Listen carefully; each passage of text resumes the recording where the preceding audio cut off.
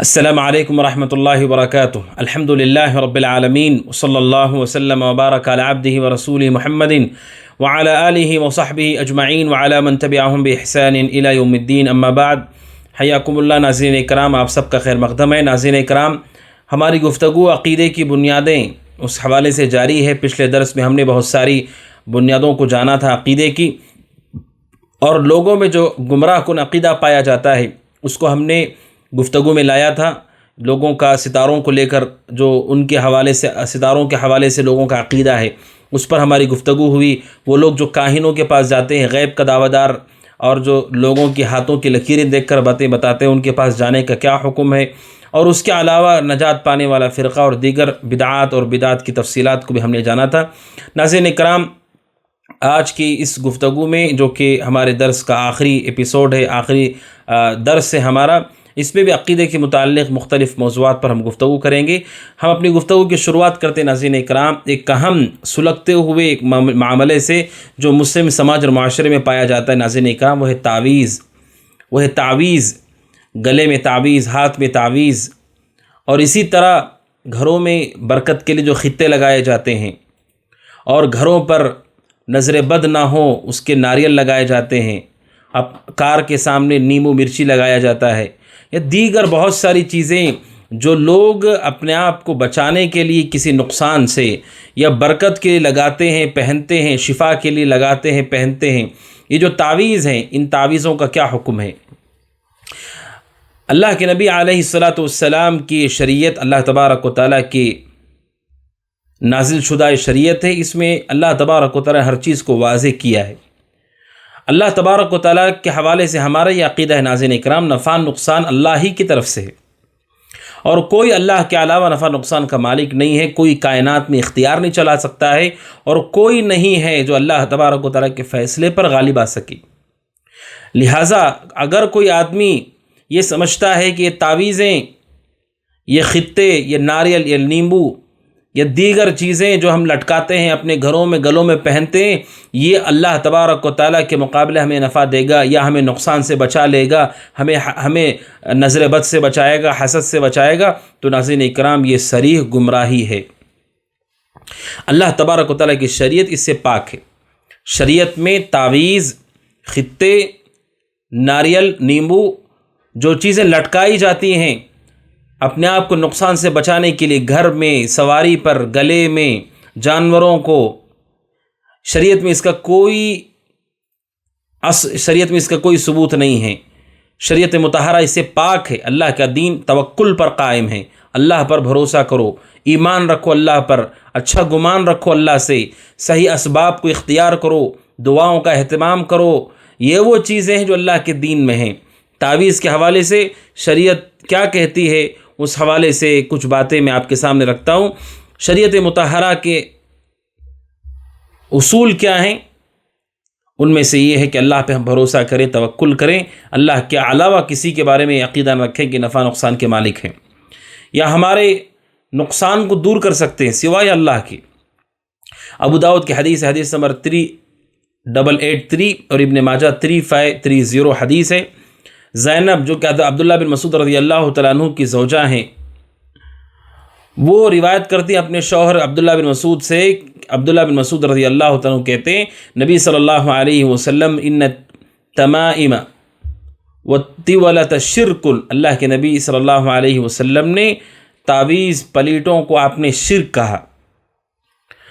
کہتی ہیں ان کی بیوی زینب کہ قلت لم تقول ھذا، کہ آپ یہ کیوں کہتے ہیں؟ اور وہ کہتی ہیں کہ میرا معاملہ یہ تھا کہ میری آنکھوں میں تکلیف تھی، آنکھوں میں مجھے شکایت تھی کوئی، اور میں کسی یہودی کے پاس جایا کرتی تھی، اور وہ یہودی مجھے دم کیا کرتا تھا، جب وہ دم کرتا تو مجھے سکون محسوس ہوتا تھا، وہ جو تکلیفیں رک جایا کرتی تھی۔ تو عبداللہ بن مسعود رضی اللہ عنہ نے کہا، انما ذاک عمل الشیطان، یہ جو تمہارے ساتھ ہوتا تھا، آنکھوں میں جو شکایت ہوتی تھی، یہ شیطان کی طرف سے تھی۔ جب تم اس کے پاس نہیں جاتی تو تمہاری آنکھوں میں وہ چبھن محسوس ہوتی، تمہیں شیطان اس میں تمہیں اذیت دیا کرتا تھا، اور جب تم اس کے پاس جاتی اور وہ رقیہ کرتا غلط طریقے سے، تو شیطان پیچھے ہٹ جاتا تھا۔ کیوں ناظرین؟ شیطان کا تو یہی مقصد ہے کہ لوگ اللہ کو چھوڑ کر غیر اللہ پہ بھروسہ کریں۔ شیطان کا کام لوگوں نے آسان کر دیا اس طرح سے کہ وہ لوگوں کے پاس اپنے ہی طرح لوگوں کے پاس جاتے ہیں اور ان کے پاس غیر شرعی رقیہ کراتے ہیں، دم کراتے ہیں، جس میں شرک ہے، کفر ہے، بدعات ہے۔ جب وہ کفر و بدعات کی طرف چلے گئے خود بخود، تو شیطان کے لیے اس سے اچھی بات کیا ہو سکتی ہے؟ شیطان پیچھے چلا جاتا ہے۔ تو عبداللہ بن مسعود رضی اللہ عنہ ناظرین اکرام ایک بہت بڑے مسئلے کو واضح کیا کہ بہت سارے لوگ جو تعویذیں لٹکاتے ہیں، مزارات کو جاتے ہیں، پیر باباؤں کے پاس جاتے ہیں، ایسے خرافاتی لوگوں کے پاس جاتے ہیں، جانے کے بعد کہتے ہیں میری تکلیف ٹھیک ہو گئی، مجھے پریشانی ہو رہی تھی ٹھیک ہو گئی۔ عبداللہ بن مسعود رضی اللہ عنہ اپنی بیوی سے کہہ رہے تمہاری آنکھوں میں جو تکلیف تھی وہ شیطان کی طرف سے، شیطان تمہیں تکلیف دے رہا تھا۔ اور جب یہودی کے پاس چلی جاتی تو خود بخود وہ پیچھے ہٹ جاتا تھا، کیونکہ اس کا کام تو بہت آسان ہو گیا، وہ تو صرف تکلیف دے رہا تھا۔ اب لوگ خود کفر میں، شرک میں چلے جا رہے ہیں، تو اس کے لیے اس سے اچھا کیا ہو سکتا ہے؟ اس کا مقصد تو اور اچھے ڈھنگ سے پورا ہو رہا ہے۔ وہ جب پیچھے ہٹ جاتا ہے تو آدمی کو راحت محسوس ہوتی ہے، تو اسے لگتا ہے کہ اس تعویذ سے مجھے فائدہ ہوا، مزار کے پاس جانے سے فائدہ ہوا، اور فلاں نذر و نیاز سے مجھے فائدہ ہوا، جبکہ ایسی کوئی بات نہیں ہے۔ حضرت عبداللہ بن مسعود رضی اللہ عنہ نے اس کی جگہ پر کیا کہنے کے لیے کہا؟ انما کان یکفیکی ان تقولی کما کان رسول اللہ صلی اللہ علیہ وسلم یقول۔ حضرت عبداللہ بن مسعود نے کہا تمہارے لیے اتنا ہی کافی تھا کہ تم یہ کہتی جو اللہ کے نبی صلی اللہ علیہ وسلم کہا کرتے تھے بیماری کے وقت، تکلیف کے وقت، اذهب البأس رب الناس واشف انت الشافی لا شفاء الا شفاؤک شفاء لا یغادر سقما۔ اللہ کے نبی صلی اللہ علیہ وسلم یہ دعا پڑھا کرتے تھے تکلیف اور بیماری کے موقع پر، اگر تم یہ پڑھ لیتی تو یہ تمہارے لیے کافی ہوتا۔ تو ناظرین اکرام، اس حدیث میں عبداللہ بن مسعود رضی اللہ عنہ نے کہا کہ نبی صلی اللہ علیہ وسلم نے تعویذوں کو شرک کہا۔ اور ایک روایت ہے مسند احمد کی حدیث نمبر 16969، عقبہ بن عامر جوہنی رضی اللہ عنہ کہتے ہیں نبی صلی اللہ علیہ وسلم کے پاس ایک قافلہ پہنچا، 10 لوگ تھے اس میں۔ اللہ کے نبی صلی اللہ علیہ وسلم نے 9 لوگوں سے بیعت کی، ایک سے آپ نے اپنے ہاتھ کو روک لیا۔ بیعت یہ صرف حکمران کی ہو سکتی ہے، بادشاہ کی ہو سکتی ہے، اس کے علاوہ کسی کی بیعت اسلام میں نہیں ہے۔ رسول صلی اللہ علیہ وسلم کی بیعت ہوئی، صحابہ اکرام آپ کے ہاتھ پر ایمان لے آئے، اور نبی صلی اللہ علیہ وسلم کے جانے کے بعد ابو بکر صدیق رضی اللہ عنہ کی بیعت ہوئی، ان کے ہاتھ پر بیعت کی گئی اور انہیں خلیفہ تسلیم کیا گیا۔ یہ صرف اور صرف حکمرانوں اور خلفاء کے ساتھ خاص ہے، کسی عالم کی، کسی پیر، کسی فقیر کی کوئی بیعت اسلام میں نہیں۔ اگر ایسا ہوتا تو صحابہ صرف ابو بکر صدیق کی بیعت کیوں کرتے جو کہ خلیفہ اور بادشاہ تھے، خلیفہ تھے، حکومت چلاتے تھے؟ کیونکہ اس کا تعلق حکومت سے ہے، اور ہر آدمی کو بیعت کرنی نہیں ہوتی ہے۔ جو قوم کے سردار ہیں، سمجھ بوجھ رکھنے والے، عقل مند لوگ ہیں، اگر وہ بیعت کر لیتے ہیں تو وہی سارے لوگوں کی طرف سے کافی ہو جاتا ہے۔ آپ نے 9 لوگوں سے بیعت کی، ایک آدمی سے آپ نے اپنے ہاتھ کو کھینچ لیا۔ تو صحابہ نے کہا اے اللہ کے رسول، آپ نے 9 لوگوں سے بیعت کی اور اس کو آپ نے چھوڑ دیا۔ تو آپ نے کہا ان علیہ تمیمہ، آپ نے کہا کہ ان پر تعویذ ہے، اس شخص نے تعویذ پہنی ہے۔ فادخل یدہ فقطعها فبایعہ، تو انہوں نے اپنا ہاتھ داخل کر کے اس تعویذ کو توڑ دیا۔ توڑنے کے بعد فبایعہ، فوراً اللہ کے نبی نے ان سے بیعت کی۔ اور پھر آگے آپ نے کہا من علق تمیمۃ فقد اشرک، یہ قاعدہ ہے، جس نے بھی تعویذ لٹکائی اس نے اللہ کے ساتھ شرک کیا۔ گلے میں لٹکائے، گھر میں لٹکائے، جانور پہ لٹکائے، بیماری سے بچنے کے لٹکائے، بیماری جانے کے لیے لٹکائے، نظر بد سے حفاظت کے لٹکائے، حادثات سے بچنے کے لٹکائے، اگر تعویذ لٹکاتا ہے اس نے اللہ کے ساتھ شرک کیا۔ تو ناظرین اکرام، یہ احادیث ہیں، ان احادیث سے ظاہر ہوتا ہے کہ شریعت میں تعویذ کا کوئی درجہ نہیں ہے۔ اور اس سے بڑھ کر کیا بات ہو سکتی ہے کہ نبی صلی اللہ علیہ وسلم نے کبھی پوری زندگی میں صحابہ کو تعویذ لکھ کر نہیں دی۔ آپ کے زمانے میں صحابہ بیمار ہوئے، آپ بھی بیمار ہوئے، آپ کی بیویاں بھی بیمار ہوئیں، آپ نے کبھی کسی کو تعویذ لکھ کر نہیں دی، نہ آپ نے کسی کے گلے میں کچھ لٹکایا، نہ اپنے گھر میں، نہ صحابہ کو اس کی تعلیم دی، نہ جانور پر آپ نے لٹکایا، نہ صحابہ کو آپ نے اس کی تعلیم دی۔ شریعت اس سے پاک ہے، بلکہ رسول صلی اللہ علیہ وسلم نے کہا من علق تمیمۃ فقد اشرک، کہ جس نے تعویذ لٹکائی اس نے اللہ تبارک و تعالیٰ کے ساتھ شرک کیا۔ حتیٰ کہ علماء نے یہاں تک کہا کہ اگر تعویذ قرآن کی صاف آیات بھی کیوں نہ ہوں، اسے بھی نہیں لٹکانا چاہیے، کیونکہ وہ بھی تعویذ میں داخل ہے، کیونکہ رسول صلی اللہ علیہ وسلم نے یہ نہیں کہا کہ جو قرآن کی لٹکائے گا تو وہ جائز ہوگا، نہیں قرآن کے علاوہ لٹکائے گا تو ناجائز ہوگا۔ آپ نے بس اتنا کہا کہ جو تعویذ لٹکاتا ہے اس نے اللہ کے ساتھ شرک کیا۔ اسی لیے حضرت عبداللہ بن مسعود رضی اللہ تعالیٰ عنہ اور آپ کی جو شاگردان ہیں اور اس کے علاوہ بھی بعض دیگر سلف امت ہیں، جن میں حضرت عبداللہ بن عباس رضی اللہ تعالیٰ عنہما ہیں، حضرت حذیفہ ہیں، حضرت عقبہ بن عامر ہیں اور ابن عکیم وغیرہ اور دیگر لوگ ہیں صحابہ اکرام رضی اللہ عنہم اجمعین، اور تابعین میں سے ایک بڑی جماعت ہے جو یہ کہتی ہے کہ چاہے وہ قرآن کی ہو نہ ہو تعویذ نہیں لٹکائی جا سکتی ہے۔ قرآن کی تعویذ لٹکا کر کوئی آدمی حمام چلا جائے، استنجا کرنے کے لیے چلا جائے، اور اہل علم نے کہا کہ لوگ اس تعویذ کی وجہ سے اللہ تبارک و تعالیٰ پہ بھروسہ کرنے کی بجائے اس پہ بھروسہ کرتے ہیں، جبکہ بھروسہ اللہ پر ہونا چاہیے۔ اور اگر تعویذ نہ دی جائے انہیں اور ان سے کہا جائے اللہ پہ بھروسہ کرو، وہ بھروسہ نہیں کرتے۔ کیوں؟ کیونکہ وہ تعویذ کے عادی ہو گئے، تعویذ کی عادت ان کو پڑ گئی ہے۔ لہٰذا ناظرین اکرام، اس مصیبت سے ہمیں بچنا چاہیے۔ اہل علم کہتے ہیں کہ قرآن کی تعویذ ہی کیوں نہ ہو، وہ قرآن کی تعویذ بعد میں کفریہ تعویذ کی طرف راستہ بنتا ہے وہ، اور لوگ اس طرف چلے جاتے۔ کوئی بھی تعویذ اور شریعت میں اس کی کوئی بنیاد نہیں ہے، کوئی ثبوت اس کا نہیں ہے نبی اکرم صلی اللہ علیہ وسلم سے۔ لہٰذا ہر طرح کی تعویذ سے ہمیں بچنا چاہیے ناظرین اکرام، اور اللہ تبارک و تعالیٰ پر بھروسہ کرنے کے ساتھ وہ اسباب اختیار کرنا چاہیے جو میں نے آپ کے سامنے بیان کیے۔ اس کے بعد ناظرین اکرام، عقیدے کے حوالے سے اس مسئلے کو بھی جاننا چاہیے کہ لوگ سماج میں بہت مشہور معاملہ ہے کہ کوئی بھی بات تکلیف کی ہو فوراً وہ سوچتے ہیں کہ کسی کے پاس دم کروائیں، کسی کے پاس جھاڑ پھونک کروائیں، کسی پیر کے پاس، کسی بابا کے پاس چلے جاتے ہیں، اور وہ کچھ پڑھتا ہے اور کچھ لکھ کر کے دیتا ہے اور کچھ کام کرنے کے لیے کہتا ہے۔ شریعت میں دم کرنے کے حوالے سے کیا احکامات بتائے گئے ہیں اسے جاننا بھی اسحد ضروری ہے ناظرین اکرام۔ شریعت یہ کہتی ہے کہ رقیہ کرنا، دم کرنا یہ مفید ہے، لیکن اس کے کچھ شروط ہیں۔ ان شروط کے ساتھ اگر رقیہ کیا جائے تو وہ رقیہ مفید ہے، اس رقیے میں کوئی حرج کی بات نہیں ہے۔ بلکہ نبی صلی اللہ علیہ وسلم سے صحابہ اکرام نے پوچھا، جیسا کہ عوف بن مالک اشجعی رضی اللہ عنہ کی روایت ہے، وہ کہتے ہیں کہ ہم جاہلیت میں دم کیا کرتے تھے۔ ہم نے پوچھا اللہ کے رسول آپ اس کے بارے میں کیا کہتے ہیں؟ آپ سے پوچھا گیا کہ اللہ کے نبی آپ اس حوالے سے کیا کہتے ہیں؟ نبی صلی اللہ علیہ وسلم نے ان کی بات کو سن کر کے کہا، جیسا کہ صحیح مسلم کی حدیث ہے، حدیث نمبر 2200، نبی صلی اللہ علیہ وسلم نے کہا اعرضوا علی رقاکم، آپ نے کہا تم جو دم کرتے ہو مجھ پر پیش کرو، یعنی مجھے پڑھ کر سناؤ کہ تم کیسے دم کرتے ہو، کیا دم کرتے ہو۔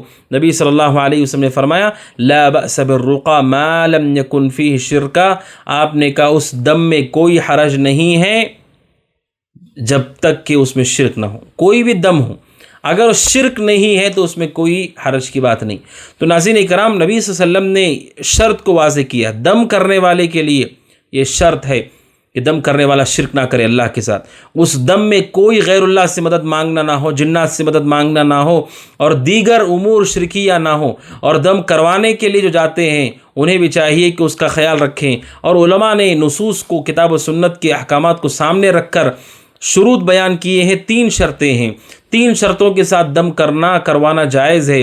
پہلی شرط یہ ہے کہ دم اللہ تبارک و تعالیٰ کے قرآن سے کیا جائے، اللہ کے ذکر سے کیا جائے اور دعاؤں سے کیا جائے۔ اللہ تبارک و تعالیٰ کے ذکر سے، قرآن سے، دعاؤں سے علاج کیا جائے۔ اگر اللہ تبارک و تعالیٰ کا ذکر، اللہ تبارک و تعالیٰ سے دعا اور وہ امور اس کے اندر نہیں پائے جاتے ناظرین اکرام، تو آپ جان لیجئے اس کو اہل علم نے کہا کہ یہ جائز نہیں ہے، کیونکہ یہ شرعی رقیہ نہیں ہے۔ اور دوسری شرط ہے شرعی اور دینی رقیے کے لیے کہ ہم عربی زبان میں رقیہ کریں، دم کریں، یا اس زبان میں جس کا معنی مفہوم واضح ہو کہ اس میں کوئی شرک نہیں ہے، کوئی بدعت نہیں ہے، کوئی خرافات نہیں ہے۔ عربی زبان میں دم کیا جائے، یا اس زبان میں جس میں سمجھ میں آئے کہ آپ کیا کہہ رہے ہیں، اللہ سے دعا کر رہے ہیں سامنے والے کے لیے۔ اور تیسری شرط ہے جو اہل علم نے ذکر کی ہے، وہ ہے کہ دم کرنے والا، کروانے والا دونوں یہ عقیدہ رکھیں کہ رقیہ، دم یہ صرف سبب ہے، حقیقت میں شفا دینے والا اللہ ہے۔ دم کرنے والے کو اگر یہ دھوکہ ہو کہ میں شفا دیتا ہوں، دم کروانے والے کو یہ دھوکہ ہو جائے کہ یہ دم کرنے والا مجھے شفا دے رہا ہے، تو یہی عقیدے کی خرابی اور فساد ہے۔ اور افسوس کی بات ہے کہ یہی سماج میں مشہور ہے کہ لوگ نفع نقصان، شفا اس کا عقیدہ مخلوق سے رکھتے ہیں، جبکہ ہمارا یہ عقیدہ ہونا چاہیے کہ جو دم ہے وہ صرف سبب ہے، اللہ تبارک و تعالیٰ ہے جو شفا دینے والا ہے۔ اہل علم نے اس بات کو بھی واضح کیا ہے کہ یہ ہمارا عقیدہ ہو۔ حافظ ابن حجر رحمہ اللہ نے ان تینوں شرطوں کو ایک ساتھ ذکر کیا ہے، جیسا کہ اور اس پر انہوں نے اجماع نقل کیا ہے کہ سارے علماء کا اتفاق ہے یہ تین چیزیں ہیں دم کرنے والے کے اندر ہونا چاہیے۔ اسی کے ساتھ ناظرین اکرام، دم کرنے والا، دم کرتے ہوئے یا دم کروانے والا، ان دونوں کو اس بات کا خیال ہونا چاہیے کہ شفا اللہ کے پاس ہے، اور شفا دینے والا اللہ تبارک و تعالیٰ ہے۔ شفا دینے کے لیے اللہ تبارک و تعالیٰ سے شفا مانگنے کا طریقہ یہ ہے، آپ اس کی شریعت کی حدود کو پھلان کر آگے نہ جائیں۔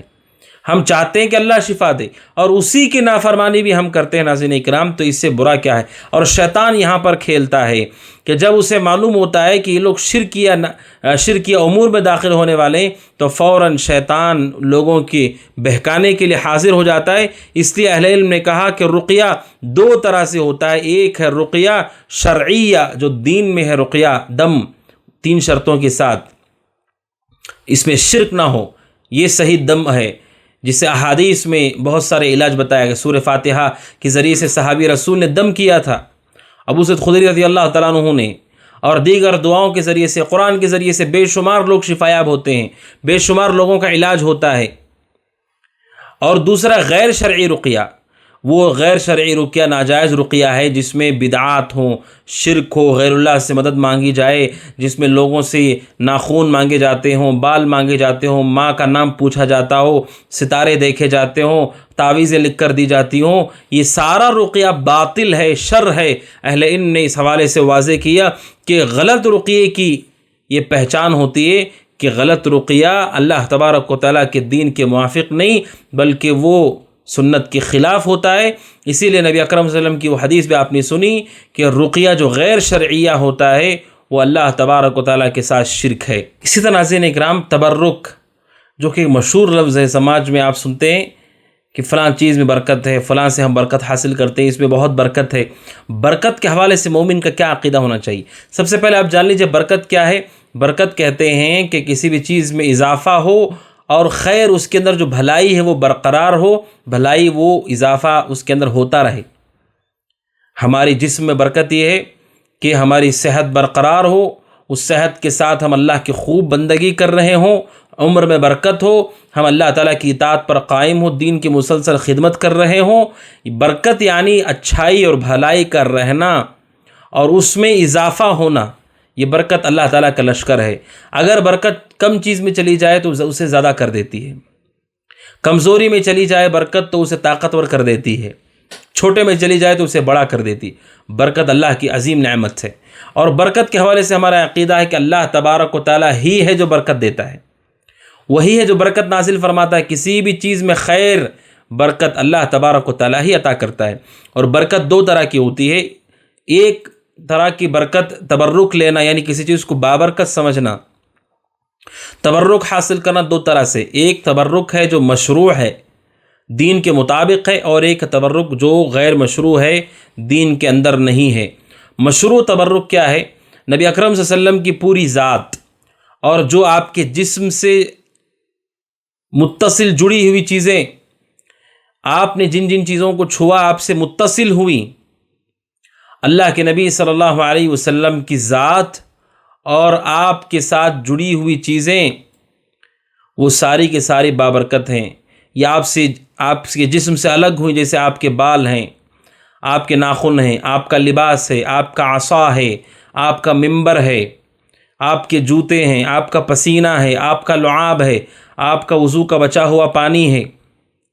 یہ ساری چیزیں بابرکت ہیں ناظرین اکرام۔ صحابہ اکرام اسے برکت لیا کرتے تھے، رسول صلی اللہ علیہ وسلم کے وضو کے پانی کو نیچے نہیں گرنے دیتے تھے، اور وضو کے پانی جو آپ وضو کرتے وہ پانی نیچے گرنے والا ہوتا، صحابہ جھپٹ کر کے اس پانی کو لیتے، اپنے چہروں پر، اپنے ہاتھوں پر اسے مسح کر لیا کرتے تھے۔ آپ کا پسینہ بعض صحابہ ایک دوسرے کو شفا کے طور پر دیا کرتے تھے۔ اللہ کے نبی صلی اللہ علیہ وسلم کی ذات، آپ کا جسم بابرکت ہے، اللہ نے اسے برکت رکھی تھی۔ نبی اکرم صلی اللہ علیہ وسلم کی ذات کے ساتھ یہ خاص ہے، آپ کے جسم کا تبرک آپ کے جسم کے ساتھ خاص ہے۔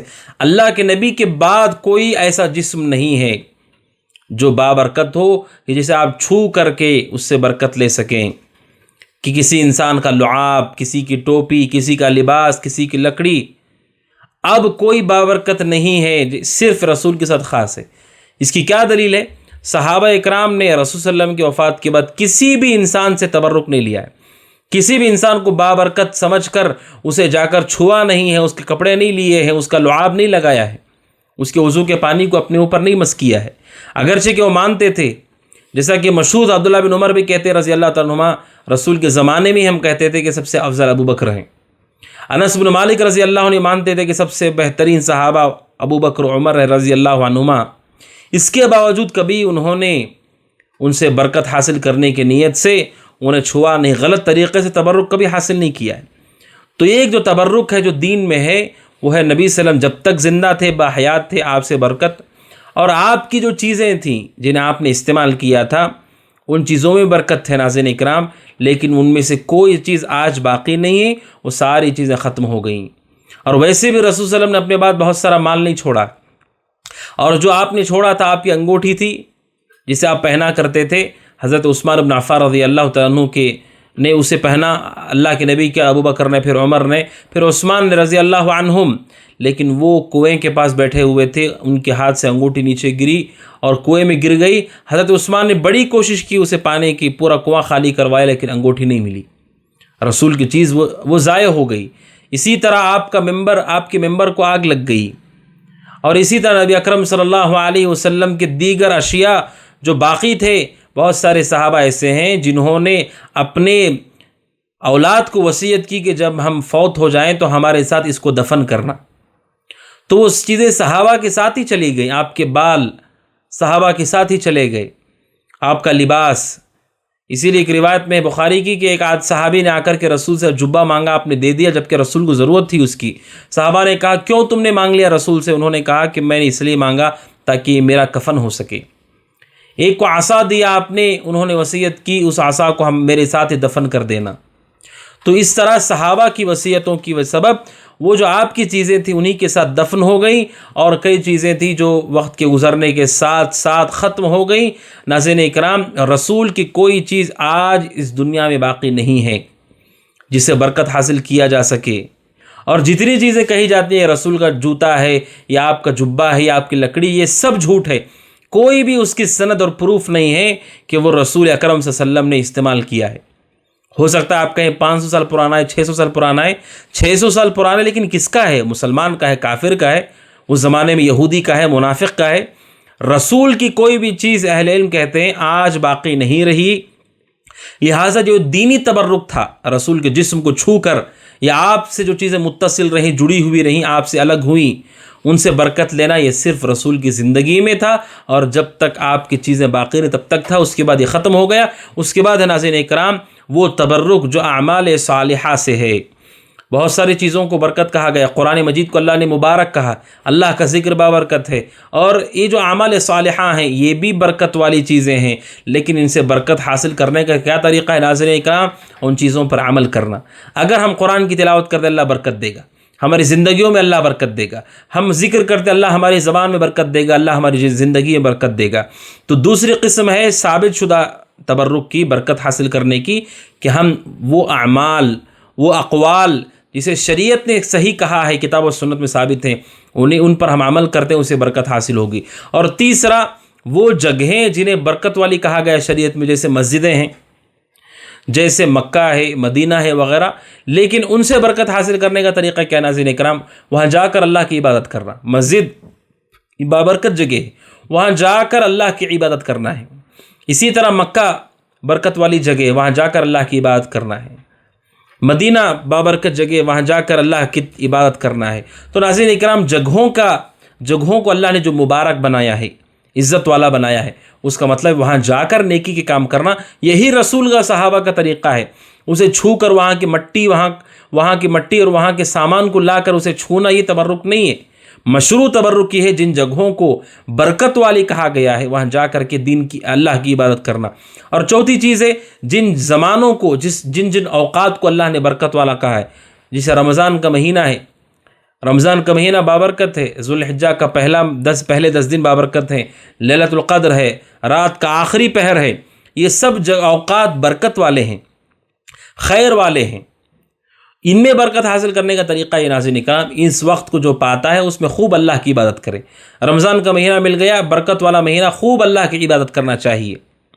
اور جس کو عشرہ ذوالحجہ مل جائے خوب اللہ کی عبادت کرے، جسے رات کا آخری پہر نصیب ہو وہ اللہ کی عبادت کرے، دعا کرے۔ یہ مشروع تبرک ہے، جن جگہوں کو، جس زمانے کو اللہ نے وقت کو برکت والا بنایا ہے ان میں اللہ کی عبادت کی جائے۔ اسی طرح ناظرین اکرام، جن کھانے کی اشیاء کو اللہ نے برکت والا بنایا، جیسے زیتون ہے اس میں برکت ہے، شہد ہے اس میں برکت ہے، دودھ ہے اس میں برکت ہے، کلونجی ہے اس میں برکت ہے، زمزم کا پانی ہے اس میں برکت ہے۔ اس میں برکت کا مطلب یہ ناظرین اکرام کہ ہم ان چیزوں کو استعمال کریں، زیتون کا استعمال کریں، زمزم کا پانی پئیں، اسی طرح شہد کا استعمال کریں، خالص شہد، دودھ کا استعمال کریں، کلونجی کا استعمال کریں، جو ہمارے لیے مفید ہے، جتنا مقدار میں ہمیں چاہیے اتنا استعمال کریں۔ یہ وہ برکت والی چیزیں ہیں۔ سورہ 3 والتین والزیتون، قرآن نے قسم کھائی ہے تین، اور اللہ تبارک و تعالیٰ نے زیتون کی قسم کھائی۔ تو ناظرین اکرام، یہ 5 قسم کے تبرک ہیں جو میں نے آپ کے سامنے ذکر کیے۔ ایک شخصیت، کسی کے جسم سے تبرک، وہ صرف رسول کے ساتھ خاص ہے۔ اور دوسرا ہے کام اور باتیں جو شریعت میں ثابت ہیں، اس سے تبرک، قرآن کی تلاوت سے تبرک، اللہ برکت حاصل کرے نہیں تلاوت کرنا۔ اور تیسرا، جو اللہ تبارک و تعالیٰ نے مبارک جگہیں بنائی ہیں، عزت والی جگہیں بنائی ہیں، مکہ، مدینہ، مسجدیں، وہاں جا کر اللہ کی عبادت کرنا، اس سے برکت حاصل ہوگی۔ اسی طرح چوتھا، وہ زمانہ جسے اللہ نے برکت والا بنایا ہے، رمضان کا مہینہ، لیلۃ القدر، اس میں اللہ کی عبادت کرنا، یہ برکت کا سبب ہے۔ اور پانچواں، جن چیزوں کو اللہ نے کھانے پینے کی اشیاء کو برکت والا بنایا ہے ان کا استعمال کرنا۔ تو ناظرین اکرام، یہ مشروع تبرک ہے جو دین میں ہے۔ ایک غیر مشروع تبرک جو دین میں نہیں ہے، جو دین میں کسی طور پر ثابت نہیں ہے۔ غیر مشروع تبرک میں کیا ہے ناظرین اکرام؟ جگہیں اور اسی طریقے سے جمادات، جو دیواریں ہیں، در دیواریں ہیں، مٹی ہے، وہاں جا اسے ان جگہوں کو جانا، مکہ مدینہ جا کر کے وہاں کی مٹی اور وہاں کے درخت کو چھو کر کے برکت لینے کی کوشش کرنا۔ نبی اکرم صلی اللہ علیہ وسلم کی قبر کے پاس جو جالیاں ہیں، ان جالیوں کو چھونا، کہ اللہ نے اسے برکت والا بتایا ہے، کہ اس سے برکت ملتی ہے، خیر ملتا ہے، اس کا کوئی ثبوت نہیں ہے، اس کی کوئی دلیل نہیں ہے۔ لہٰذا جگہوں کو جا کر کے، خاص جگہیں، وہاں جا کر کے کچھ اشیاء کو چھو کر کے اس سے برکت لینا، ناظرین کرام، یہ غیر مشروع تبرک ہے جو بدعت ہے۔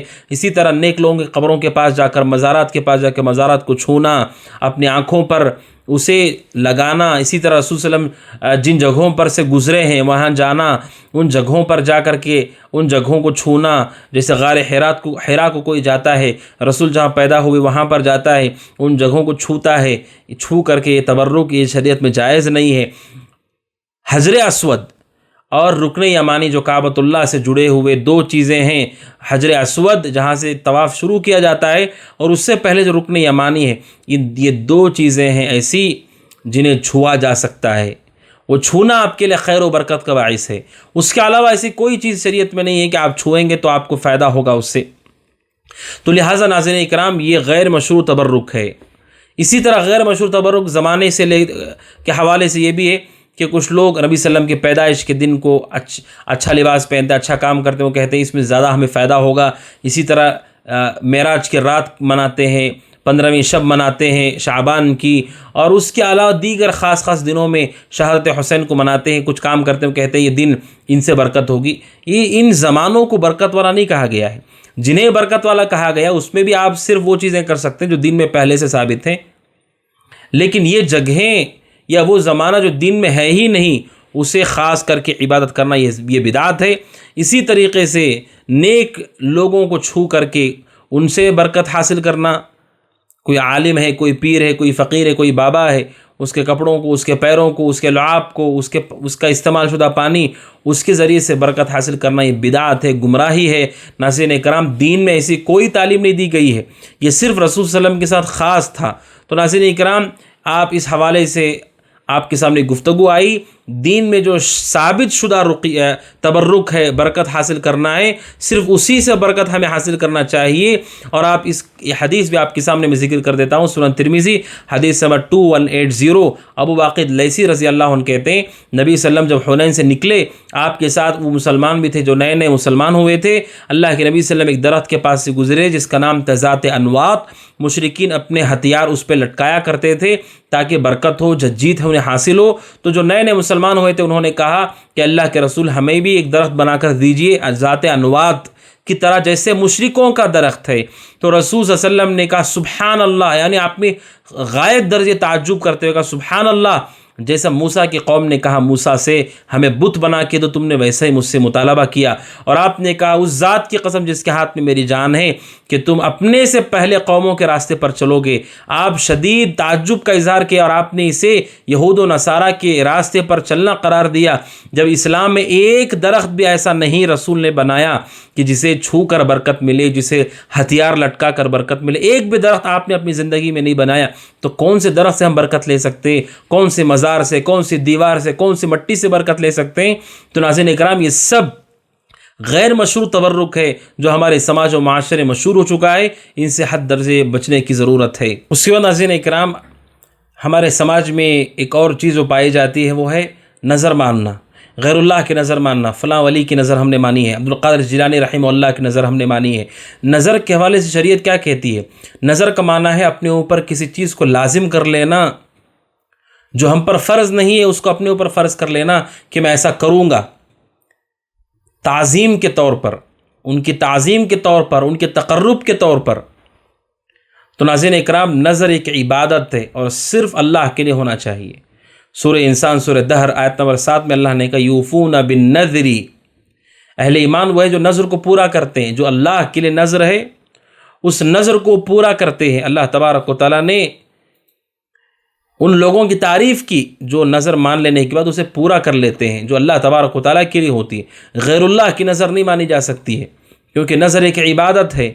اور اہل علم نے کہا کہ اگر کوئی آدمی نظر مانتا ہے کہ میرے اوپر یہ ذمہ داری ہے کہ اگر مجھے شفا مل گئی تو میں فلاں ولی کے نام پر قربانی کروں گا، فلاں ولی کی نیاز کروں گا، فلاں ولی کے نام سے فلاں کام کروں گا، اور اگر مجھے اولاد ہوئی تو میں فلاں ولی کی قبر کے پاس جا کر فلاں ولی کے لیے قربانی کروں گا، تو ناظرین اکرام یہ نظر ناجائز ہے اسلام میں۔ اگر کوئی غیر اللہ کا تقرب چاہتا ہے اور وہ کہتا ہے کہ مجھے شفا مل گئی تو میں فلاں ولی کے لیے میں ان کے نام کی قربانی کروں گا، یہ اللہ تبارک و تعالیٰ کے ساتھ شرک ہے۔ نظر و نیاز غیر اللہ کے ماننا اسلام میں جائز نہیں ہے، یہ صرف اور صرف اللہ تبارک و تعالیٰ کے ساتھ خاص ہے۔ اور اللہ کے لیے بھی نظر مانی جاتی ہے، تو اہل علم کہتے ہیں کہ نظر مجازات جسے کہتے ہیں کہ یعنی اے اللہ اگر میرا ایک کام ہو گیا تو میں یہ کروں گا، شریعت نے اسے پسند نہیں کیا ہے، اس نظر کو شریعت نے پسند نہیں کیا ہے، یہ بہت اچھی چیز نہیں ہے۔ اسی لیے صحیح بخاری کی حدیث ہے 1640، اللہ کے نبی صلی اللہ علیہ وسلم نے فرمایا، ابو ہریرہ رضی اللہ عنہ کہتے ہیں لا یأتی ابن آدم النذر بشیء، لا یأتی ابن آدم النذر بشیء لم يكن قدر له ولكن يلقيه النذر إلى القدر قد قدر له فيستخرج الله به من البخيل فيؤتى عليه ما لم يكن يؤتى عليه من قبل۔ اللہ کے نبی صلی اللہ علیہ وسلم نے حدیث میں فرمایا، جو بخاری کی حدیث ہے، کہ نظر کی وجہ سے کوئی بھی چیز انسان کو حاصل نہیں ہوتی جو اس کے مقدر میں نہیں ہے۔ اسی طرح عبداللہ بن عمر رضی اللہ تعالیٰ عنہما کی روایت ہے بخاری کی حدیث نمبر صحیح، اور صحیح مسلم میں بھی حدیث ہے، حدیث نمبر صحیح مسلم میں 1639، اللہ کے نبی نے فرمایا علیہ الصلاۃ والسلام انہا عن النذر، اللہ کے نبی نے نظر ماننے سے منع کیا کہ نظر مت مانو، یعنی جو مجازات ہے کہ اگر مجھے ایسا ہو گیا تو میں ایسا کروں گا، رسول نے منع کیا ایسا مت کرو۔ وقال انہ لا يرد شیئا، آپ نے کہا وہ کوئی چیز ٹال نہیں سکتی ہے، ولکنہ یستخرج به من البخیل، بس یہ بخیل سے مال کو لے آتی ہے، جو اللہ کے راستے میں خرچ نہیں کرتے وہ بخیل کنجوس اس موقع سے خرچ کرتے ہیں، بس اتنی ہی بات ہے، ورنہ تقدیر میں جو مقدر ہے وہی ہوگا، آپ کے نظر ماننے کی وجہ سے کوئی چیز آگے پیچھے نہیں ہوگی۔ یہ حدیث نے واضح کر دیا، جو حدیث میں نے پہلے پڑھی اس میں بھی اللہ کے نبی صلی اللہ علیہ وسلم نے فرمایا کہ فیستخرج اللہ بہ من البخیل، کہ اللہ اس نظر کے ذریعے سے جو بخیل ہے اس کی جیب خالی کر دیتا ہے، اس کے علاوہ جو مقدر میں وہی ہوگا، آگے پیچھے کچھ نہیں ہوگا۔ ویسے بھی انسان کو اس طرح کی نظر کے حوالے سے شریعت نے ہمت افزائی نہیں کی ہے اور اہل علم نے ترغیب نہیں دی ہے کہ ہاں آپ پریشانی میں آ جاؤ تو آپ ایسے نظر مان لو۔ کسی نے نہیں کہا اہل علم میں سے۔ ہاں اہل علم نے یہ ضرور بات کہی، قرآن بھی یہ کہتا ہے کہ اگر نظر مان لی ہے آپ توڑ نہیں سکتے، اگر اللہ کے نام کی نظر مان لی ہے تو پھر اسے پورا کرنا ہوگا۔ اور ان لوگوں کی تعریف کی ہے اللہ تبارک و تعالیٰ نے قرآن کریم میں جو اپنی نظر کو پورا کرتے ہیں۔ اللہ تبارک و تعالیٰ نے کہا سورہ بقرہ آیت نمبر 270 میں، وَمَا أَنفَقْتُم مِّن نَفَقَةٍ أَوْ نَذَرْتُم مِّن نَذْرٍ فَإِنَّ اللَّهَ يَعْلَمُهُ، کہ جو بھی تم خرچ کرتے ہو یا جو بھی تم نظر مانتے ہو بے شک اللہ تبارک و تعالیٰ اسے جانتا ہے۔ اور ایک نظر ہے مطلق، نظر مطلق کا مطلب ہے کہ کوئی آدمی کہتا ہے کہ میں اللہ کے لیے روزہ رکھوں گا، میں اللہ کے لیے میں اپنے اوپر اس کو کر لیتا ہوں کہ میں صدقہ کروں گا، اس نظر میں کوئی حرج کی بات نہیں ہے، جو آپ عمل کریں گے نیک اللہ اس پہ آپ کو بدلہ دے گا۔ لیکن یہ جو نظر مجازات جسے ہم کہتے ہیں کہ یعنی کوئی آدمی یہ نظر مانتا ہے کہ اگر اللہ نے میرا یہ کام کر دیا تو میں وہ کروں گا، اہل علم کہتے ہیں آپ دیکھیے تعبیر کیسی، میرا یہ کام ہوگا تو وہ کروں گا، اگر یہ یعنی اس کا الٹا مطلب یہ ہے کہ اگر اللہ نے وہ کام نہیں کیا تو میں یہ نہیں کروں گا۔ تو ناظرین کرام اس کی شریعت نے ہمت افزائی نہیں کی ہے، لیکن اگر ماننی ہے تو صرف اللہ کی نظر ہو سکتی ہے، غیر اللہ کی نظر ماننا شرک ہے اللہ تبارک و تعالیٰ کے ساتھ، اور یہ جائز نہیں ہے۔ ناظرین کرام یہ نظر کے حوالے سے چند باتیں تھیں جو میں نے آپ کے سامنے رکھی ہے۔ ناظرین کرام اسی طرح جو عقیدے کا بگاڑ ہمارے سماج میں پایا جاتا ہے ان میں سے خطرناک بگاڑ ہے جادوگری، جادو کرنا، جادو کروانا۔ ناظرین کرام یہ انتہائی خطرناک ہے اور انتہائی قبیح ہے۔ جادو ایک ایسا گناہ اور منکر ہے جو قدیم زمانے سے پایا جاتا ہے، بلکہ حافظ ابن حجر رحمہ اللہ کہتے ہیں کہ یہ حضرت نوح کے زمانے میں بھی موجود تھا علیہ السلام، اور اللہ تبارک و تعالی حضرت نوح علیہ السلام کے بارے میں بھی کہا گیا کہ ان کو بھی ان کی قوم کے لوگوں نے کہا کہ جادوگر ہے، اور اسی طرح قوم فرعون میں یہ چیز عام ہو چکی تھی۔ اللہ تبارک و تعالیٰ کا ارشاد ہے كَذَلِكَ مَا أَتَى الَّذِينَ مِن قَبْلِهِم مِّن رَّسُولٍ إِلَّا قَالُوا سَاحِرٌ أَوْ مَجْنُونٌ، کہ ان سے پہلے جب رسول ان کے پاس جاتے کوئی بھی رسول تو ان سے کہتے یہ ساحر ہے یا مجنون اور پاگل ہے۔ تو یہ قدیم زمانے سے پایا جانے والا مرض ہے ناظرین اکرام، جو کہ لوگوں کے اندر پایا جاتا رہا ہے۔ یہ اللہ تبارک و تعالیٰ کے ساتھ کفر ہے۔ سحر یا جادو کرنا اللہ تبارک و تعالیٰ کے ساتھ کفر ہے۔ اللہ تبارک و تعالیٰ نے اسے کفر سے تعبیر کیا قرآن کریم کی اس مشہور و معروف آیت میں، جس میں اللہ تبارک و تعالیٰ نے کہا وما كفر سلیمان ولكن الشیاطین کفروا يعلمون الناس السحر۔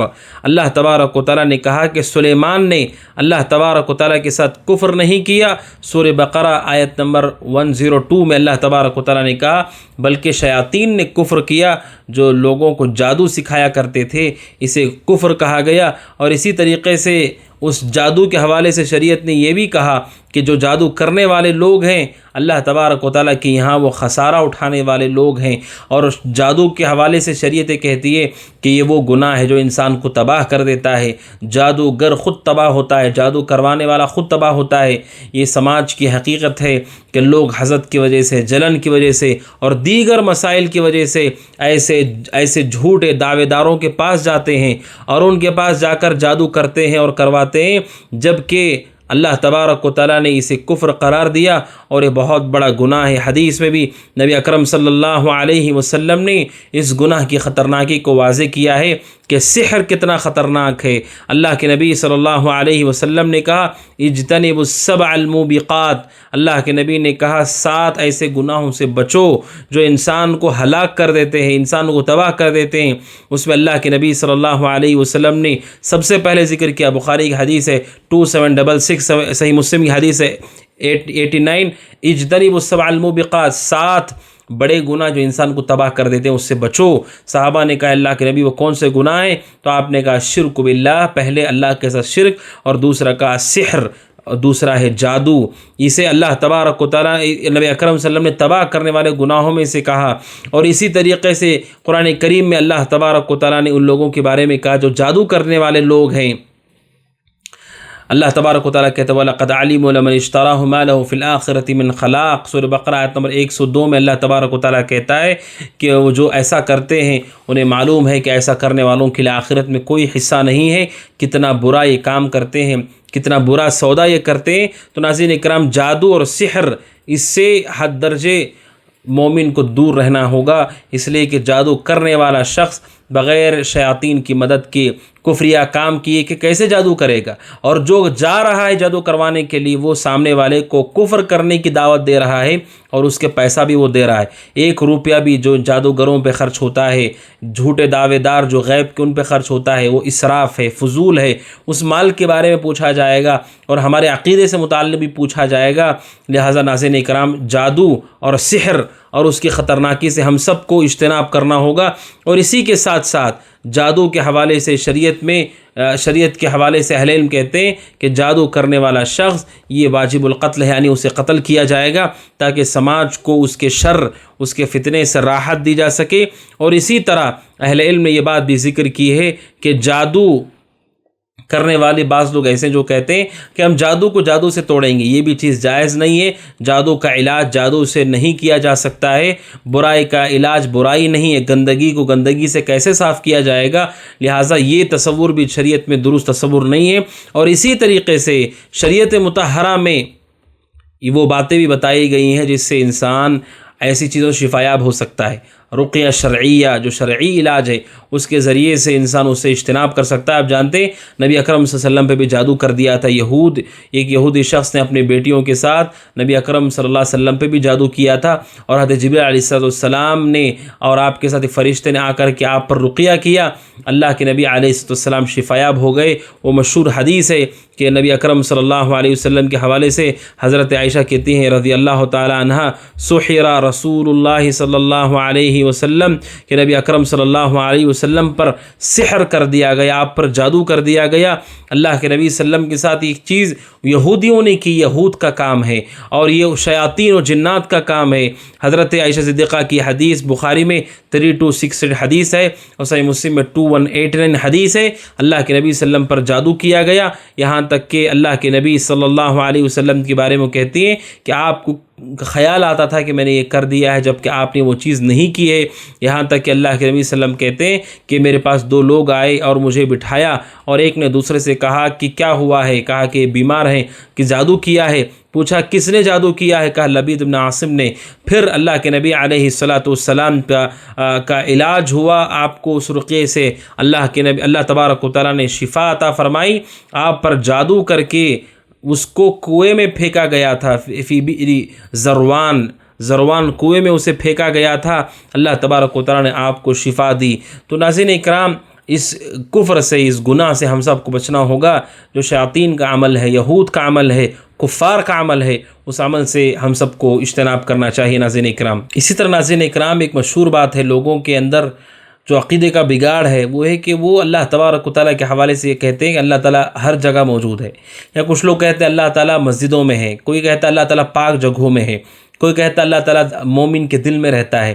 اللہ تبارک و تعالیٰ کہاں رہتا ہے؟ ہمارا عقیدہ ہے ناظرین اکرام، اللہ تبارک و تعالیٰ کی ذات عرش پر مستوی ہے۔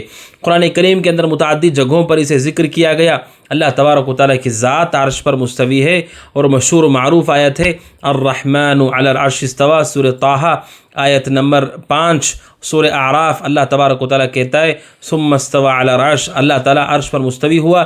اسی طرح سورہ یونس آیت نمبر 3، سورہ رعد آیت نمبر 2، سورہ فرقان آیت نمبر 59، سورہ سجدہ آیت نمبر 4، سورہ حدید آیت نمبر 4، 6 مقامات ہیں جہاں پر اللہ تبارک و تعالیٰ نے اس کو ذکر کیا کہ اللہ عرش پر مستوی ہے۔ اتنی جگہوں پر قرآن میں اللہ کی ذات عرش پر ہے، اور رہی بات اس کے علم کی، اس کا علم ہر جگہ پر ہے، کوئی چیز اس سے دور نہیں ہے۔ اللہ تبارک و تعالیٰ کی پکڑ، اللہ تعالیٰ کا علم، اللہ تبارک و تعالیٰ کی مشیت، اللہ تعالیٰ کی قدرت ہر جگہ ہے، لیکن اللہ کی ذات عرش پر مستوی ہے۔ ناظرین اکرام، یہ علو کہ اللہ تبارک و تعالیٰ عرش پر ہے، بلندی پر ہے، یہ کتاب و سنت کا واضح عقیدہ ہے، بلکہ بعض اہل علم نے کہا 2000 دلائل اس پر ہیں کہ اللہ تبارک و تعالیٰ عرش پر ہے، اللہ تعالیٰ کی ذات بلندی پر ہے، ہر جگہ اللہ تبارک و تعالیٰ نہیں ہے۔ اللہ تبارک و تعالیٰ نے اپنے آپ کی بلندی کا ذکر کئی جگہوں پر کیا، سورہ ملک آیت نمبر 16 میں اللہ کہتا ہے امنتم من فی السماء ان یخسف بکم الارض، کیا تم بے خوف ہو گئے اس ذات سے جو آسمانوں پر ہے؟ اللہ تبارک و تعالیٰ نے اپنے بارے میں کہا وہ آسمانوں پر ہے، اور یہ اللہ تبارک و تعالیٰ کی صفت میں سے ہے۔ سبح اسم ربک الاعلی، سورہ اعلیٰ کی پہلی آیت، پاکیزگی بیان کیجیے اپنے اس رب کی جو بلند ہے۔ اللہ تبارک و تعالیٰ ہر جگہ موجود نہیں ہے ناظرین اکرام۔ کچھ لوگ کہتے ہیں اللہ تبارک و تعالیٰ مکان سے جگہ سے پاک ہے۔ ہمارا یہ عقیدہ ہے جو قرآن کا عقیدہ ہے، جو قرآن نے واضح کیا، جو رسول صلی اللہ علیہ وسلم نے واضح کیا، وہی ہمارا عقیدہ ہے کہ اللہ تبارک و تعالیٰ آسمانوں کے اوپر عرش پر مستوی ہے۔ اب دیکھیے صحیح مسلم کی حدیث نمبر 537 حدیث ہے، حضرت اللہ کے نبی صلی اللہ علیہ وسلم نے ایک لونڈی سے کہا، اس سے پوچھا این اللہ، اللہ تبارک و تعالیٰ کہاں ہے؟ اس لونڈی نے کہا فی السماء، آسمان پر ہے۔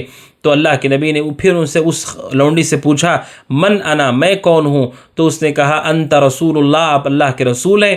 تو اللہ کے نبی نے کہا اعتقها فانها مؤمنہ، آپ نے کہا اسے آزاد کر دو، یہ مؤمنہ ہے، یہ ایمان والی ہے۔ دو سوالات آپ نے کیے، اللہ کہاں ہے اور میں کون ہوں؟ اس خاتون نے کہا فی السماء، اللہ تبارک و تعالیٰ آسمانوں پر ہے۔ تو ناظرین اکرام، یہ اس خاتون کا جواب ہے جسے رسول نے اپنی زبان سے مؤمنہ کہا۔ کیا ان کے عقیدے میں خرابی تھی؟ کچھ لوگ کہتے ہیں جو یہ کہتا اللہ عرش پر ہے، اللہ اونچائی پر ہے، اللہ تعالیٰ آسمانوں پر ہے، اس نے نعوذ باللہ ایسا کہہ دیا، ایسا کر دیا۔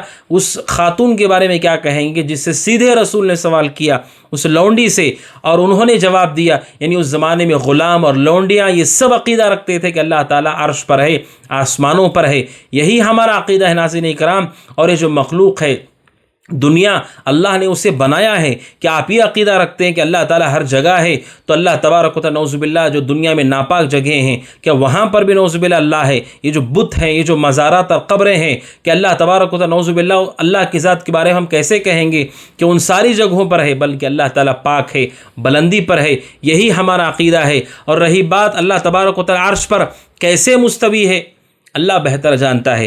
امام مالک رحمہ اللہ نے مشہور جواب دیا تھا، ایک آدمی نے کہا رحمان عرش پر مستوی ہے، کیسے مستوی ہے، کیسے عرش پر ہے اللہ تبارک و تعالیٰ؟ انہوں نے کہا الاستواء معلوم، ہمیں معلوم ہے کہ اللہ تعالیٰ عرش پر بلند ہوا، عرش کے اوپر ہے۔ والکیف مجہول، اس کی کیفیت ہمیں نہیں معلوم، یہ نہیں بتایا گیا ہے ہمیں۔ والایمان به واجب، امام مالک کہتے ہیں اس پر ایمان رکھنا واجب ہے۔ قرآن کی 6 جگہوں پر، متعدد جگہ پر اللہ کے بلند ہونے کو ذکر کیا، متعدد دلائل علماء نے مستقل کتابیں اس پر لکھی ہیں۔ امام ذہبی نے مستقل کتاب لکھی العلو، اسی طرح ابن قیم رحمہ اللہ کے مستقل کتاب ہے جس میں انہوں نے اس مسئلے کو واضح کیا، اللہ تبارک و تعالیٰ عرش پر ہے۔ اللہ تبارک و تعالیٰ کی ذات ہر جگہ نہیں ہے، اس پر ایمان رکھنا واجب ہے۔ اور امام مالک رحمہ اللہ نے والایمان بہ واجب والسؤال عنہ بدعہ، اس کے بارے میں سوال کرنا بدعت ہے کہ وہ کیسے مستوی ہوا، وہ کیسے ہے۔ اللہ تبارک و تعالیٰ اس کی شان کے لائق ہے۔ اس نے کیسے آدم کو پیدا کیا، ہم سوال کر سکتے ہیں؟ نہیں کر سکتے۔ ہم اسے کیا سوال کیسے کر سکتے ہیں کہ اس نے دنیا کو کیسے بنایا ہے؟ اس کے شایع نشان جیسے ہے ویسے اس نے دنیا کو بنایا، ویسے اس نے آدم کو بنایا، ویسے اس نے آسمان کو بنایا، ویسے اس کے ذات کے لیے جو شایع شان ہے اسی طرح وہ عرش پر مستوی بھی ہے، بلند بھی ہے۔ اور ناظرین اکرام، یہ کہنا کہ نعوذ باللہ اللہ تبارک و تعالیٰ کے عرش کی ضرورت ہے، ہمارا بھی عقیدہ نہیں ہے۔ ہم یہ کہتے ہیں اللہ عرش پر اوپر ہے، اللہ تبارک و تعالیٰ عرش کے اوپر ہے، عرش پر بلند ہوا ہے اللہ تبارک و تعالیٰ، اور ہر رات آخری پہر اللہ تعالیٰ آسمانی دنیا پر نازل ہوتا ہے، جسے بخاری کی حدیث ہے، اس پر ہمارا ایمان ہے، کوئی شک اور شبہ ہمیں اس میں نہیں ہے۔ لیکن ہم یہ کہتے ہیں اس کی کیفیت صرف اللہ تبارک و تعالیٰ جانتا ہے کہ وہ کیسے ہوتا ہے۔ ہم کرسی پر ہیں، ہمیں کرسی کی ضرورت ہے، اللہ عرش پر ہے، لیکن اللہ تبارک و تعالیٰ کو عرش کی کوئی ضرورت نہیں، بلکہ عرش کو بھی اللہ تبارک و تعالیٰ ہی نے تھاما ہے۔ اگر اللہ تبارک و تعالیٰ نہ تھامے تو عرش کیسے قائم ہوگا؟ اللہ تبارک و تعالیٰ کے ملائکہ جنہوں نے اسے اٹھایا ہوا ہے، وہ اللہ تبارک و تعالیٰ کے ملائکہ اور فرشتے، انہیں بھی اللہ تبارک و تعالیٰ نے پیدا کیا ہے، لہٰذا اللہ کو عرش کی ضرورت ہے۔ ہم بھی یہ نہیں کہتے، اور ہم یہ نہیں کہتے کہ اللہ تبارک و تعالیٰ ہر جگہ موجود ہے۔ ناظرین اکرام، یہ کتاب و سنت اور یہ سلف صالحین کے عقیدے کے خلاف عقیدہ ہے کہ اگر کوئی عقیدہ رکھے کہ اللہ تبارک و تعالیٰ ہر جگہ موجود ہے۔ اسی طرح ناظرین اکرام، قرآن کے حوالے سے ہمارا عقیدہ ہے ناظرین اکرام کہ قرآن مخلوق نہیں ہے اللہ تعالیٰ کی، قرآن اللہ تبارک و تعالیٰ کی صفت ہے۔ قرآن کیا ہے؟ اللہ تبارک و تعالیٰ کی بات ہے، اللہ تبارک و تعالیٰ کی گفتگو ہے جو اس نے ارشاد فرمائی ہے۔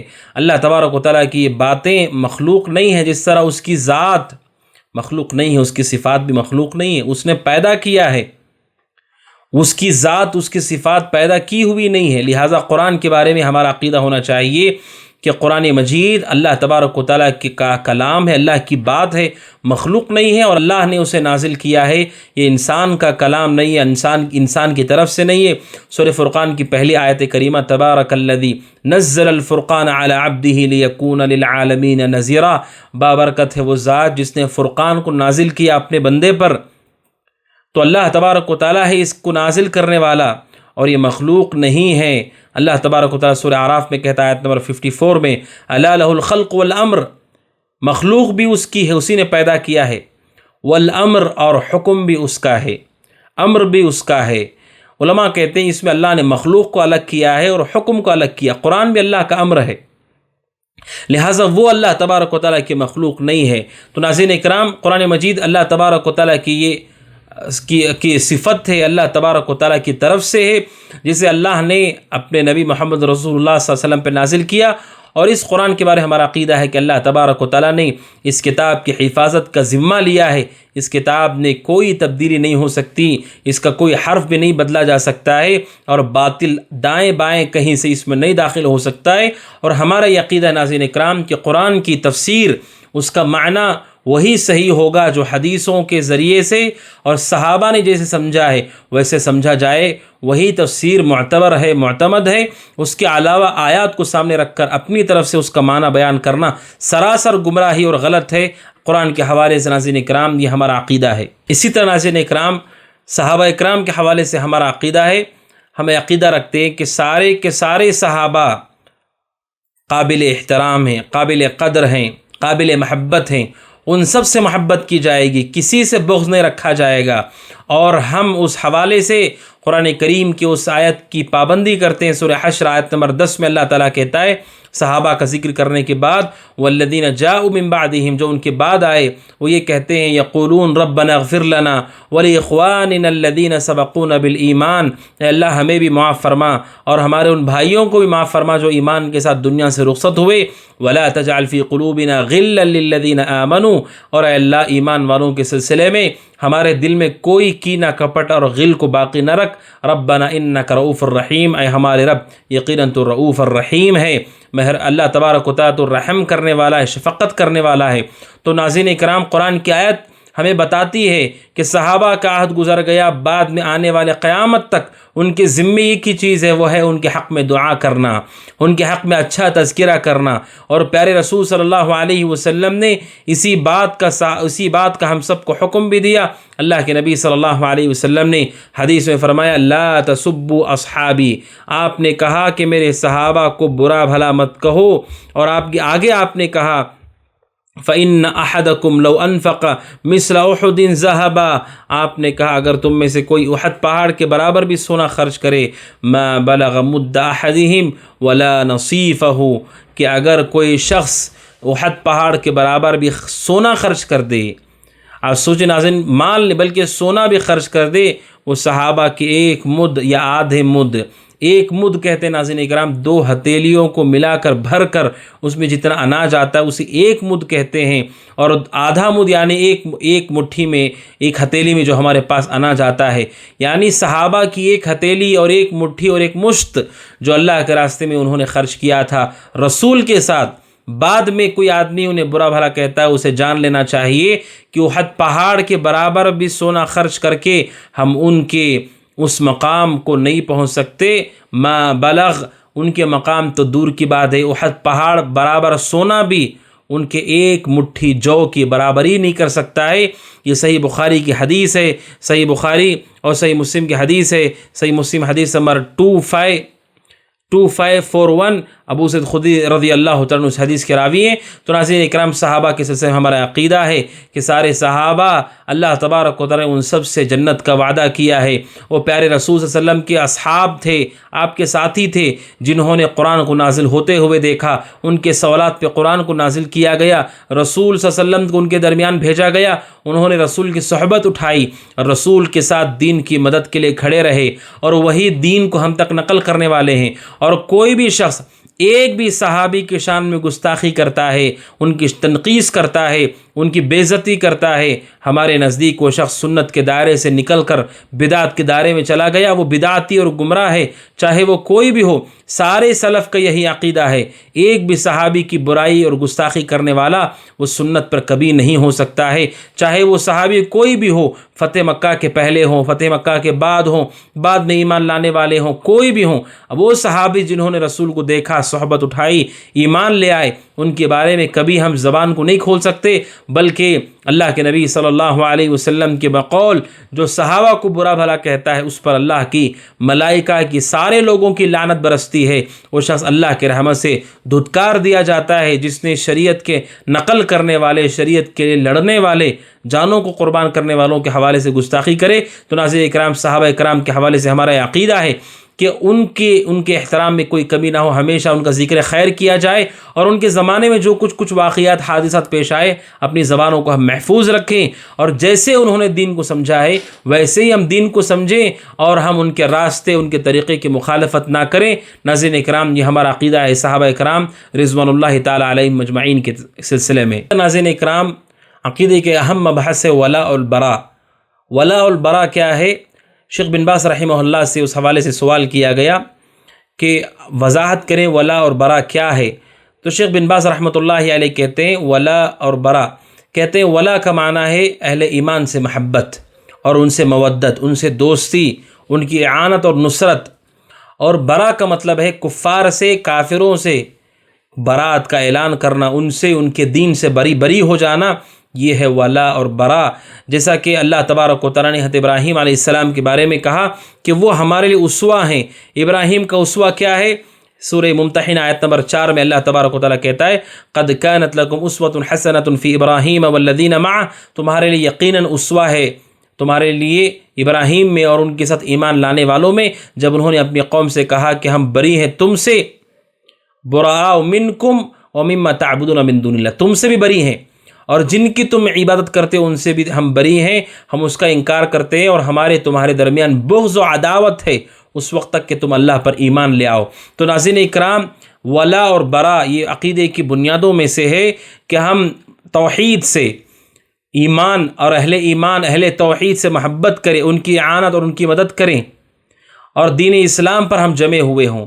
اور براء یہ ہے کہ کفر سے، کافروں سے بری ہوں، ان کے دین سے، ان کے عقیدوں سے بری ہوں، اور ان سے بغض رکھیں۔ اور شیخ بن باز رحمۃ اللہ علیہ کہتے ہیں ان کے بغض رکھنے کا معنی یہ نہیں کہ تم ان پہ ظلم کرو یا ان پہ سرکشی کرو، بلکہ ان کے بغض کا مطلب یہ ہے کہ ہمارے دل میں نفرت ہونی چاہیے اس عقیدے کی جو عقیدہ کے کفر ہے، لیکن اس کا مطلب یہ نہیں کہ ہم ان پہ ظلم کریں، بلکہ ہم انہیں دعوت دیں گے دین کی طرف، خیر و بھلائی کے ساتھ، حسن اخلاق سے پیش آئیں گے، لیکن ہم کافر سے بھی بری ہیں، کفر سے بھی بری ہیں، اسے نفرت کرتے ہیں، ناپسند کرتے ہیں، کیونکہ یہ اللہ تبارک و تعالیٰ کے ساتھ اس کھلی ہوئی اللہ تبارک و تعالیٰ کی نافرمانی ہے۔ اس وجہ سے مسند احمد کی حدیث نمبر 22132 معاذ رضی اللہ عنہ سے روایت ہے، نبی صلی اللہ علیہ وسلم سے سوال کیا انہوں نے ان افضل الایمان، سب سے افضل ایمان کیا ہے؟ تو اللہ کے نبی نے کہا افضل الایمان ان تحب للہ، کہ تم اللہ کے لیے کسی سے محبت کرو، جو اللہ سے محبت کرتا ہے ہم اس سے محبت کرتے ہیں، وَتُبْغِضَ فِي اللَّهِ، اور اللہ کے لیے بغض رکھو، دشمنی رکھو، جو اللہ سے دشمنی رکھتا ہے ہماری اس سے دشمنی ہے، اور اپنی زبان سے ذکر کرو، اور اسے ایمان کی مضبوط بنیاد قرار دیا گیا۔ اس حوالے سے متعدد روایات ہیں، اور قرآن کریم کی آیت بھی ہے جو ہمیں یہ کہتی ہے، سورہ مائدہ آیت نمبر 51 سے لے کر 56 تک دیکھیں، جس میں اللہ تبارک و تعالیٰ نے اس عقیدے کی تعلیم دی ہے کہ ہم اپنے آپ کو اہل ایمان سے محبت کرنے والا بنائیں، ان سے اپنے علاقے کو مضبوط کریں، اور اہل ایمان اور اہل توحید اسلام کی نصرت و امداد کے لیے ہمیشہ کھڑے ہوں۔ ناظرین اکرام، الحمدللہ الذی بنعمتہ تتم الصالحات، تمام تعریف اللہ تبارک و تعالیٰ کے لائق و زیبا ہیں، جس کے فضل و جس کے کرم سے نیکیاں اپنے انجام تک پہنچتی ہیں، کمال درجے میں ادا ہو پاتی ہیں۔ اللہ تبارک و تعالیٰ کی حمد میں بیان کرتا ہوں کہ یہ جو ہمارا کورس تھا عقیدے کی بنیادیں، وہ پائے تکمیل تک پہنچا، یہ اللہ تبارک و تعالیٰ کا فضل و کرم ہے، اس کی مہربانی ہے۔ اور پھر ناظرین اکرام، اللہ تعالیٰ کی حمد اور اس کے شکر کے بعد میں دا وے آف سلفیہ اور اس کے تمام ذمہ داران کا بھی شکر گزار ہوں کہ انہوں نے اتنے اہم موضوع کے تحت اس پروگرام کو ترتیب دیا اور اس کے لیے بڑی کوششیں کی، محنت کی۔ اللہ تبارک و تعالیٰ سے دعا ہے کہ اللہ تبارک و تعالیٰ ان کی کوششوں میں برکت دے اور اللہ تبارک و تعالیٰ ہدایت کے راستے پر انہیں جمائے رکھے اور ہر طرح کی گمراہی اور فتن اور شر سے اللہ تعالیٰ ان کی اور ان کی جملہ ٹیم کی حفاظت فرمائے۔ اور اسی طرح ناظرین اکرام، جن جن لوگوں نے اس پروگرام کے نشر ہونے میں، اس پروگرام کے حوالے سے کسی بھی طریقے کا تعاون کیا، اللہ تبارک و تعالیٰ ان سب کو جزائے خیر دے اور اسے اللہ تعالیٰ ان کے آخرت کا ذریعہ، آخرت کا ذخیرہ اور ان کی کامیابی کا ذریعہ اس کو بنائے۔ اور ناظرین اکرام، اسی طرح میں تمام شرکاء جتنے لوگ شریک ہوئے اس پروگرام میں، مرد و خواتین، ان سب کا بھی شکر گزار ہوں کہ آپ نے اپنے وقت میں سے کچھ حصہ نکالا اللہ تبارک و تعالیٰ کے دین کو سننے کے لیے۔ اللہ تبارک و تعالیٰ آپ کے اس دین کے سیکھنے کے شوق اور جذبے کو قبول فرمائے اور اس میں مزید برکت دے اور علم نافع سے اللہ تبارک و تعالیٰ ہم سب کو فائدہ پہنچائے۔ اور اللہ تبارک و تعالیٰ اسی طرح جس طرح ہم نے اس کے دین کو سننے کے لیے ایک ساتھ کوشش کی، اللہ تعالیٰ زندگی میں ہر قدم میں اسی طرح ایک ساتھ ہو کر اللہ کے دین کے لیے کوشش کرنے والا بنائے۔ اور ناظرین اکرام، آخر میں یہ بات بھی میں آپ کے سامنے واضح کرنا چاہتا ہوں کہ عقیدہ اسلام کی بنیاد ہے، اس کے بغیر عمل کا کوئی تصور نہیں ہے، لہٰذا اپنے عقیدے کی اصلاح کے لیے کوشش کریں۔ جو باتیں اس میں آ سکتی تھی ہم نے کوشش کی وہ باتیں آپ کے سامنے آئیں، جو بھی کمی اور تقصیر رہی اللہ تعالیٰ اسے معاف فرمائے، اور جو چیزیں کتاب و سنت کے موافق اور مطابق اللہ اس کے ذریعے سے ہمیں فائدہ پہنچائے۔ اللہ تبارک و تعالیٰ آپ تمام احباب کو جزائے خیر دے۔ بارک اللہ لکم۔ اللہ تبارک و تعالیٰ اب سب کو اپنے حفظ و امان میں رکھے۔ انشاءاللہ پھر ملاقات ہوگی۔ ھذا وصلی اللہ وسلم علی نبینا محمد وعلی آلہ وصحبہ اجمعین۔ السلام علیکم ورحمۃ اللہ وبرکاتہ۔